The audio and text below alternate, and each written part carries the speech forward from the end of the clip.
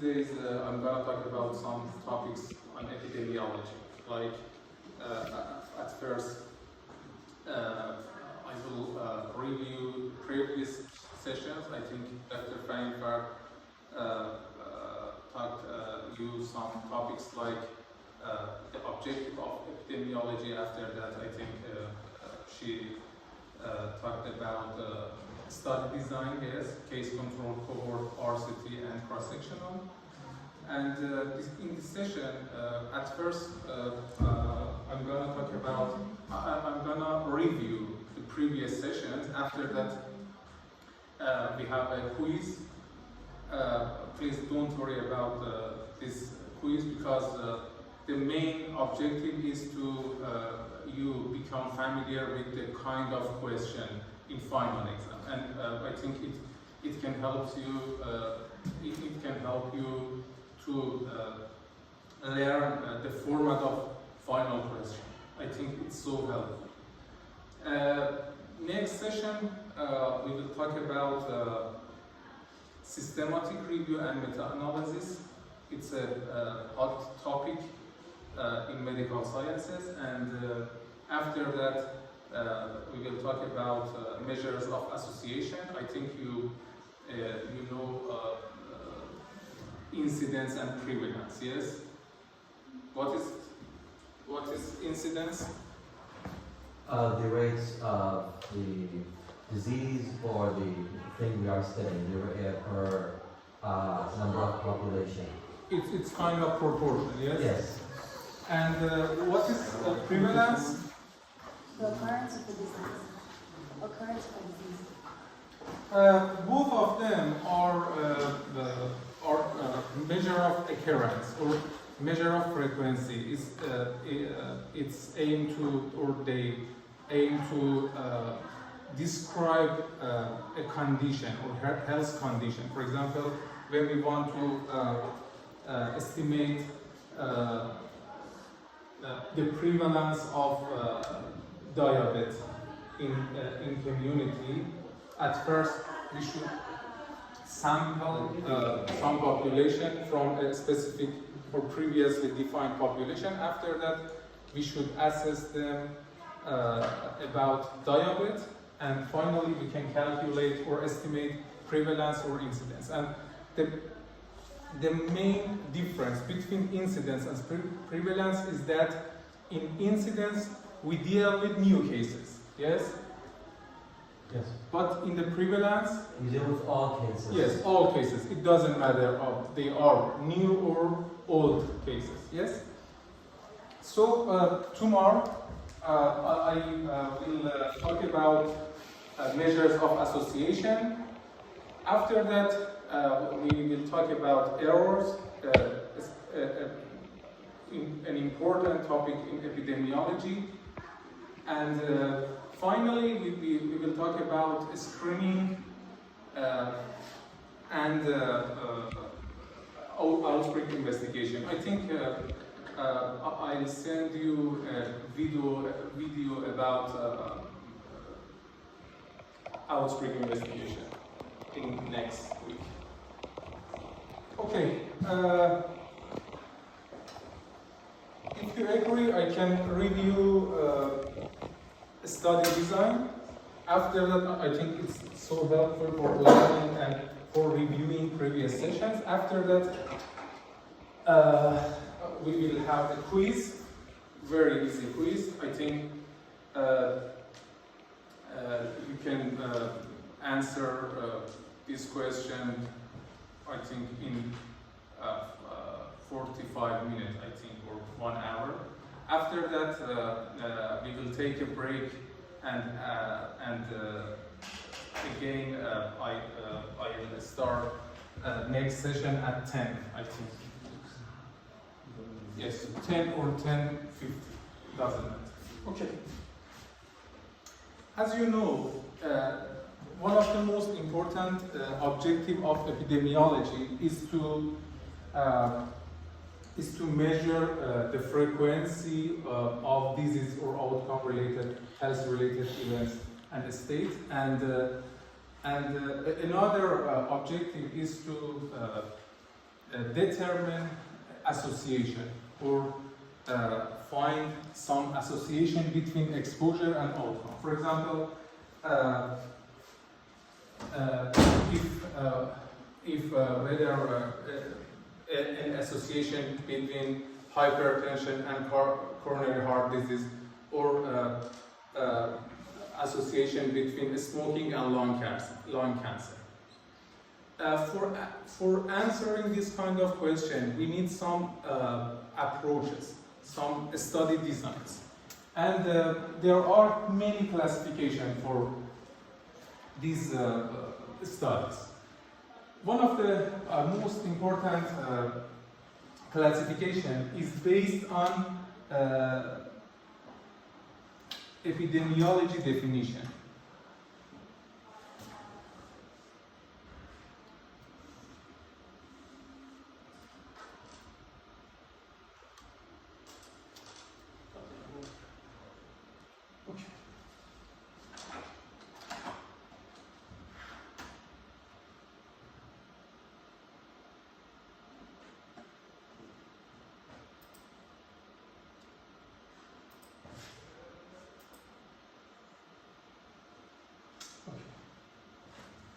As I said, we have some classifications or some approaches for classifying a study design. For example, one of this categorization or classification categorized study into two major groups: qualitative study and quantitative study. What is the difference between quantitative and qualitative?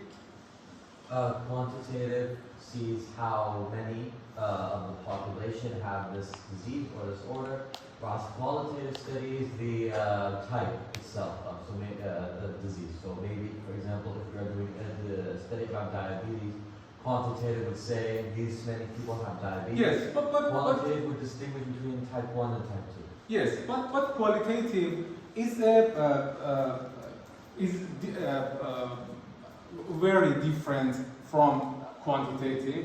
For example, sometimes you should answer some question like the meaning of quality of life, the meaning of or the experience of living with HIV. But when you approach a qualitative study, you want to answer some specific question like the meaning of quality of life, the meaning of life, the meaning of, for example, experience. So the main approach for answering or for conducting. No. بچه‌ها به دوستایی که نیومدن ببخشید با اجازهتون شرمنده جسارت بگید موقع پایان ترم مشکل برمیخوره دوباره نیایید تو آموزش بهشون بگید نیان تو آموزش بگن خانم ما نبودیم سرمون درد میکرد پامون درد میکرد مریض بودیم گواهی دکتر داریم من نبودم کشورم بودم رفته بودم پیش خانواده‌ام ویزا اومده بود برام هیچ چیزی قابل قبول برای ایشون نیست. از الان دارم بهتون میگم خدا شده یه بایدتون بیاید در آموزش بهتون امروز رو یادآوری میکنم بهشون بگید اصلا سمت آموزش نیام هر کی که امروز نیامده مسئولیتش با خودشه تمام عواقبشو گردن بگیره. مرسی.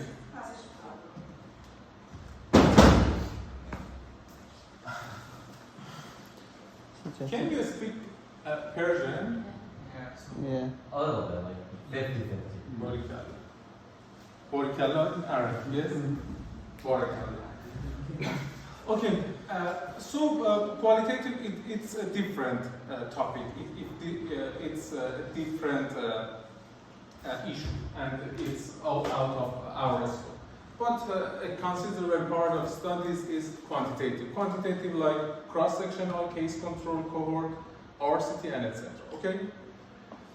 But another approach for classification of studies is that primary study and secondary study. What is the difference between primary study and secondary study? Please tell me, what is the difference between primary study and secondary study? Primary studies refer to a kind of or some approaches in which you collect some data. After that, you analyze them. For example, we want to estimate the prevalence of hypertension in Kish Island. After that, I sample some individual from Kish. After that, I give them some questionnaires. Yes, it means I collect some data, and finally I analyze them. It means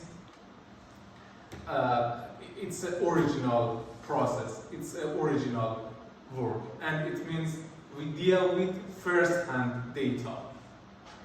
Yes, but in secondary study, we use and analyze and interpreting existing data. For example, we want to estimate the prevalence of hypertension in Iran, but in secondary approach or in secondary study approach, I collect all data or all published articles in Iran about hypertension, and after that we can analyze this data.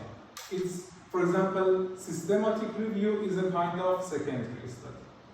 So, in primary study, you deal with first-hand data. It means you collect and analyze data. But in secondary studies, you deal with existing data. You deal with existing data. It means previously some data collected, and right now I analyze them. Yes? And systematic review and meta-analysis is a kind of secondary study. I think next session we will talk about systematic review and meta-analysis. That is a kind of secondary study. But the best classification, please put your, my friend, please put your phone on bag, on pocket, please. But the best classification of epidemiology is based on epidemiology definition. What is epidemiology definition? The study of how a disease affects the population. Yes, and determinants of health-related. Yes, the study of distribution and determinants of health-related event and state. It's the definition of epidemiology: distribution and determinants. Epidemiology means the study of occurrence and distribution of health-related state and event, and study of determinants. As you see, this definition has a lot of components like distribution and determinants. Based on this definition, some studies or some study designs emerge from distribution component, and some study design emerge from determinants component. Based on this definition, we have two major categories of study: descriptive and analytical. What is the difference between descriptive and analytical? What is the difference? What is the objective of descriptive study, and what is the objective of analytical study?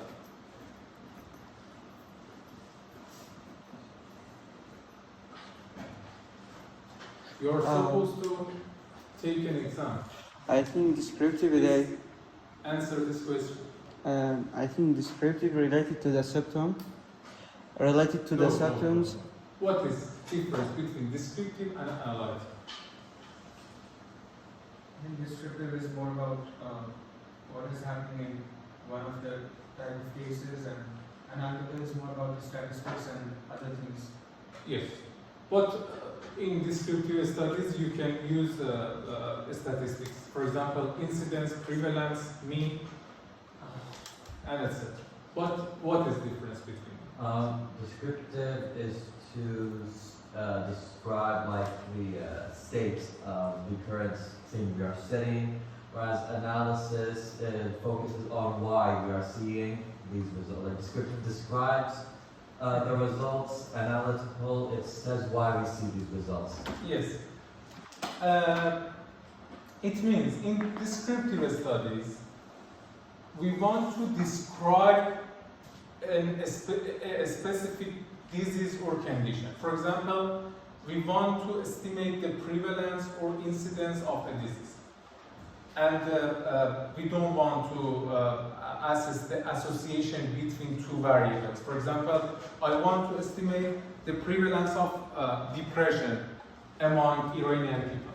It's a kind of descriptive study, like case report cases and cross-sectional study. But sometimes we aim to assess a specific association. For example, there is some evidence about the association between high blood pressure and MI, or high blood pressure and cancer. Yes? Or using an analytical study, we can answer this question. If there an association between, for example, smoking and lung cancer. So the big difference, or the main difference between descriptive and analytical study is that in analytical study, the main objective is to assess an association between two variables, exposure and outcome. For example, smoking and lung cancer.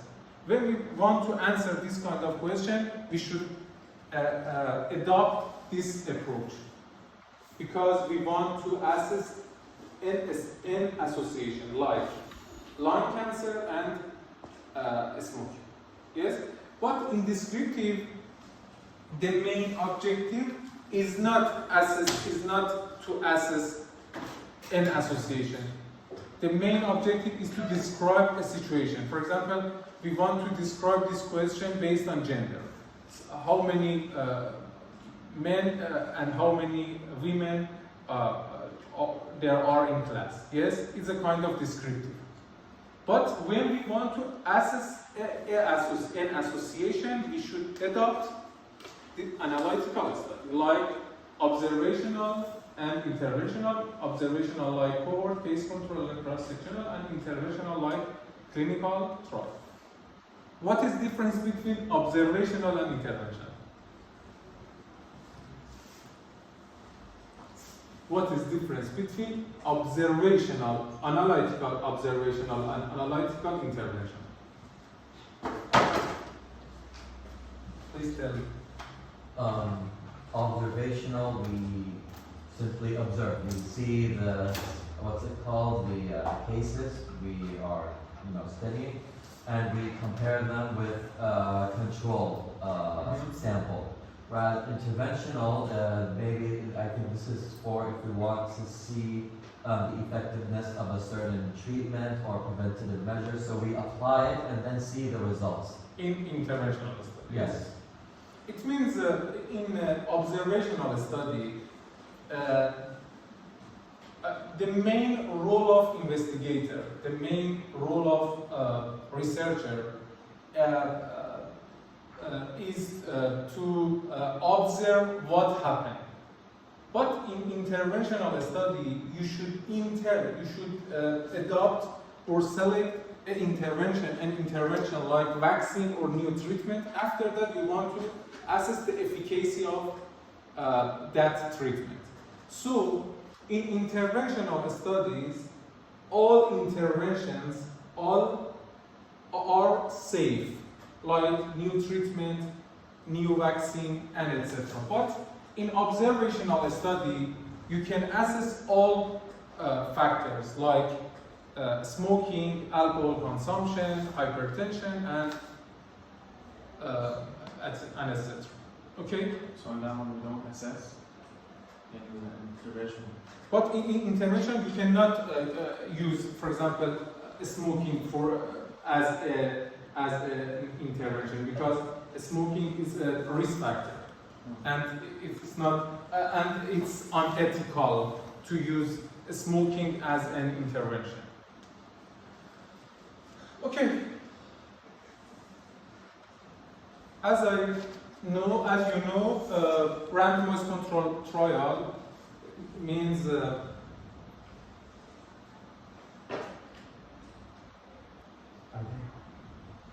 in randomized control trial, we have a study sample. We have a study sample. After that,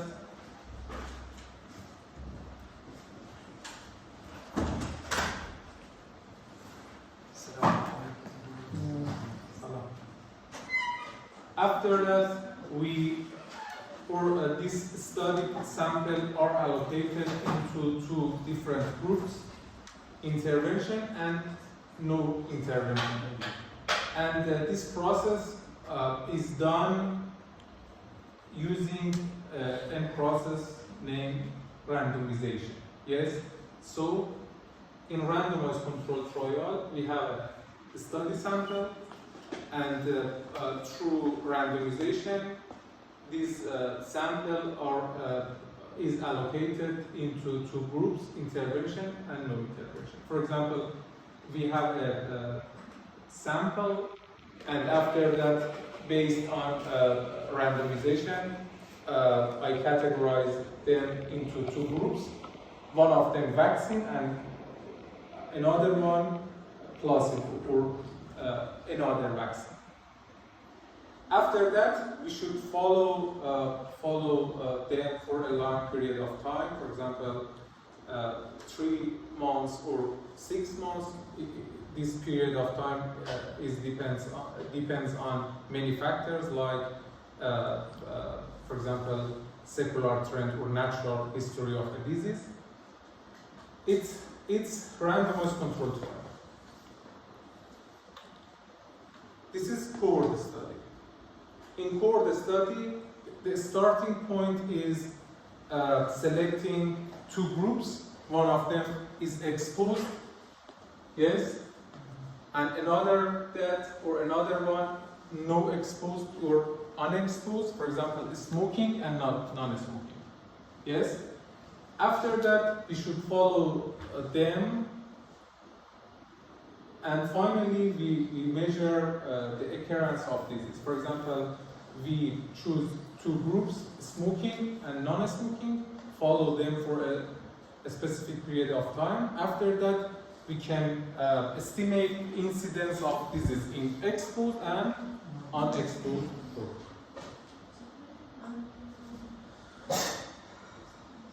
And this is case control study. In case control studies, the starting point is selecting case and control. At first, we should choose or select two groups, two different groups. One of them is case individuals who have a specific disease, for example, lung cancer, and another one, a group of individuals who don't have that disease or a specific disease. It means they don't have, for example, lung cancer. Yes? After that, we compare their exposures. For example, their smoking habit or lifestyle, and etc. It's a kind of case control study. And cross-sectional study is selecting a random sample from a previously defined population. For example, we want to estimate the prevalence of depression in at Tehran University of Medical Sciences. At first, we should, I have to select a random sample from Tehran University of Medical Sciences. It means cross-section. So, and this, do you have any information about this pyramid? What is this?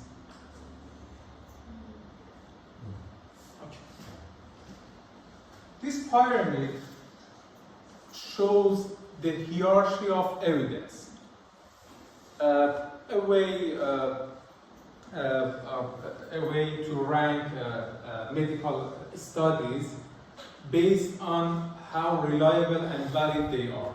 For example, as you know, at the bottom of this hierarchy, some studies or weaker studies, and at the top of this pyramid, there are stronger evidence or stronger studies. It means systematic review and meta-analysis and randomized controlled trial are the best evidence or provide us the best evidence. Okay.